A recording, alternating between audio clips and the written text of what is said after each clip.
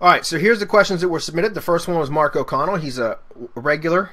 He's the winner today for the first question. He says, Semantic Mastery Crew, I hope all is well. I have a follow-up question. I asked this a while back, and what I asked was, should I no-index my blog category page as it has a summary of the blog posts, and I didn't want any duplicate content issues on my site, and you advised to no-index it, so I did. And that works well for my lead gen sites because I don't care about ranking the blog, but I'm about to set up an affiliate site and would like the blog to rank.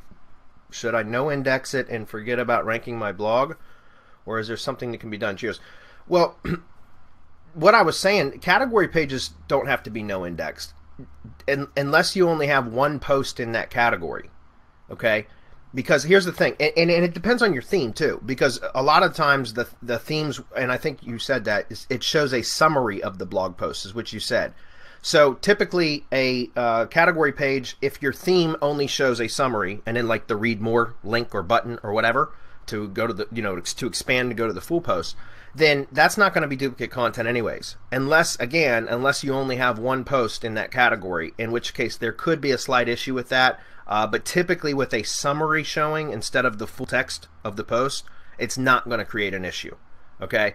But I think what you're, mixing up, Mark, with what I was talking about was tag pages, not necessarily category pages. Now, category pages, if you're going to be siloing out a site, a lot of the times the category pages are going to be, the category page URL will be redirected to the actual page URL that you set up. Because remember, you match slugs when you're siloing out a site. You create a page and then you go create a category with the same slug. And then what you can do is redirect the category page URL to the page URL. Because remember, even though they share the same slug, a category page is going to have domain.com/category/slug. So it's going to insert category in the middle of that link, if that makes sense. And so typically with a silo site, there's really no reason, unless it's a blog style site, there's really no reason for you to leave the category pages for visitors to visit, because a lot of the times that's not, you want the top of the silo to be an actual page and not just an index page, which is what a category page is an index page. Does that make sense?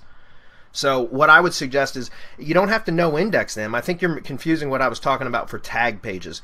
But for category pages, you're usually going to have more than one post in the category anyway, so you shouldn't have to worry about it. It only becomes an issue if the category page shows the full text post, in which case I would no-index it. Does that make sense? Anybody want to add to that? No, I think that was perfect. Okay. All right, so we're going to move on. And guys, the reason why tag pages I recommend no indexing tag pages unless you know what you're doing, because a lot of times people, when they create a tag for a post, they use unique keywords or unique tags for that post. And for every single post, for every single tag that you add to a post, WordPress automatically creates a tag page from that tag itself. And if you have a unique tag that's only been added to one post, then that tag page that's created automatically by WordPress will be an exact duplicate of the other of your post, right? The only difference is in the URL, because just like I mentioned before, domain.com/category/slug, a tag page is domain.com/tag/slug, right? Which would be their post slug in this case. And so what happens is you end up with a duplicate page if you only have one post with that tag, if that makes sense. If you have two posts with the same tag, then that's going to be a tag index page, just like a blog or a category index page. So it's going to list both posts on that tag page for that tag. So both posts that share that tag will be shown on that tag index page. And so that prevents it from being considered duplicate content. But you can also use canonicals, which would go in the advanced settings, go to tags and in advanced, or click on the tag and go to advanced, especially if you're using something like Yoast, plugin WordPress SEO by Yoast.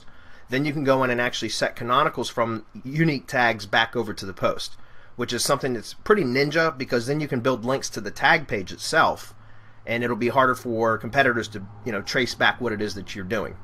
Okay, and it just gives you basically another link building point too. All right, so that's probably what you were confusing. But category pages are usually left to index. I mean, there's no reason not to index them unless you only have one post in a category page.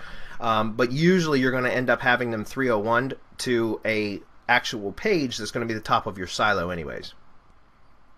Great question.